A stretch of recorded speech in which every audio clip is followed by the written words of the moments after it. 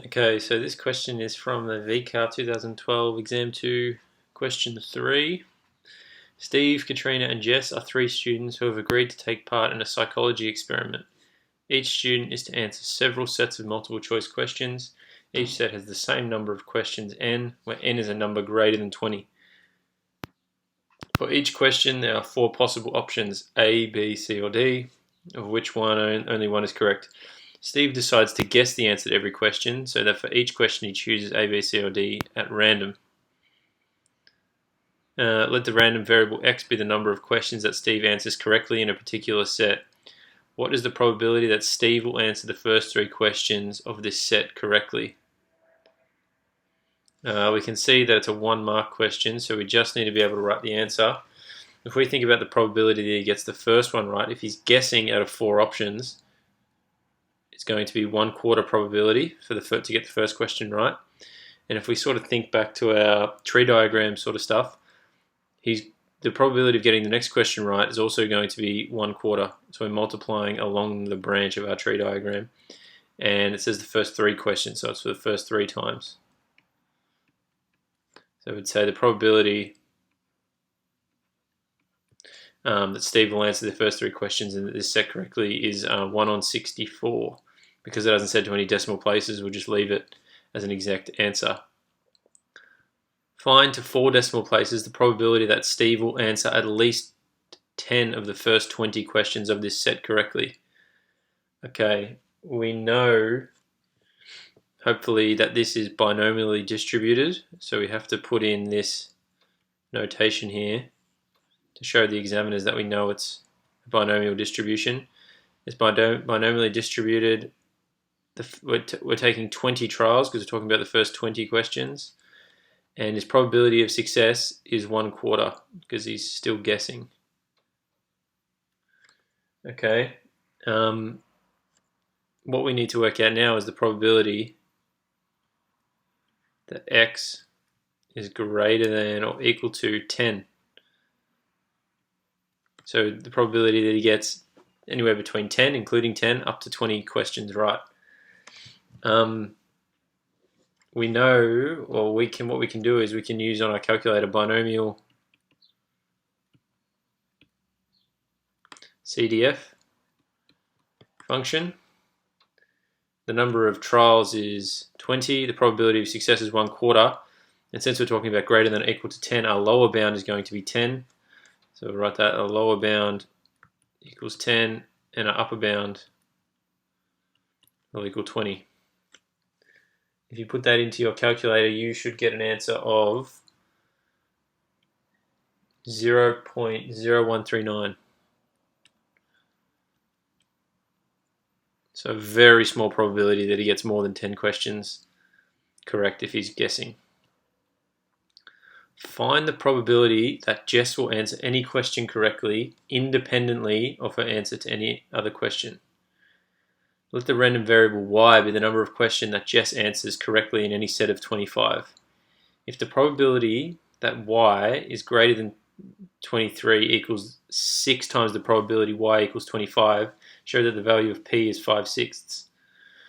Okay, what you can do with this question is set up what they've given us in simplified terms. So what we can say is the probability, let's start with the left-hand side, the probability y is greater than 23.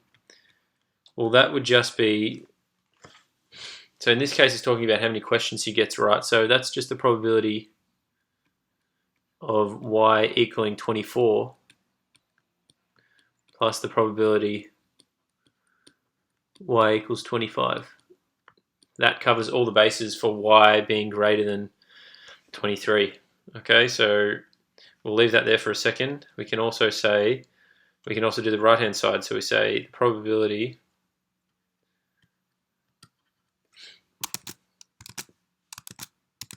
the probability y equals 25. Well, we know that it's binomially distributed, so we can say that's equal to, well, there's 25 trials. We need to get 25 of them right because, so we've got n and x, the number of trials, and how many things we want to happen. So we want 25. 25, choose 25.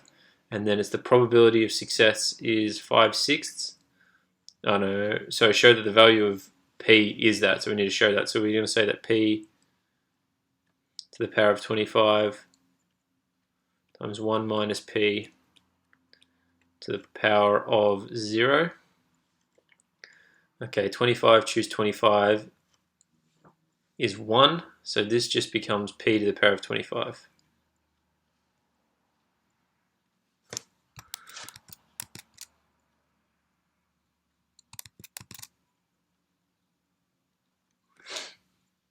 Okay, what else can we say? So we know we can set up this whole equation now. So the probability y is greater than 23 is the probability y is greater than 24 plus the probability y equal to 25. So probability y is 24. So let's say 25, choose 24 times p to the power of 24 times 1 minus p to the power of 1. All right, plus p to the power of 25. So what we have here is this part here is the probability y equals 24, and this part here is the probability y equals 25, which we worked out at this stage here. Okay, all of that is equal to 6 times the probability that y equals 25. So y equals 25 is p to the power of 25. 6 times p to the power of 25. Okay, let's see if we can work this out. 25, choose 24. If you put that in your calculator, is 25. So it's 25 p to the 24 times 1 minus p to the power of 1. We don't need to put that. We don't need to include that. Plus, actually, let's take 6p to the 25. We can see like terms here with p to the power of 25 minus, so if we plus p to the power of 25 minus 6p to the power of 25 is minus 5p to the power of 25 equals 0. So this would be 25p to the 24 minus 25p to the 25. If we expand the 25p to the 24 in, minus 5p to the 25 equals 0. And then we can say, we can simplify a little bit, so it's 25p to the 24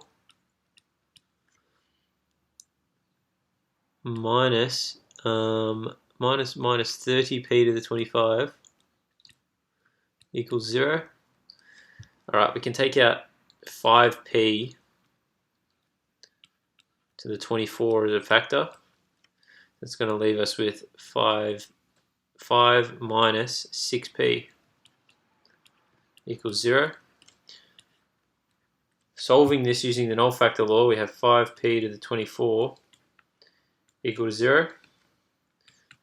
Therefore, which would give us p equals 0. Or 5 minus 6p equals 0, in which case p, if you just rearrange that, is 5/6. From the question up here, it says p must be greater than 0. P must be greater than 0. So we can cross out p equal to 0 as an answer, and we're left with p equals 5/6 as our answer, which is, so we've successfully showed that.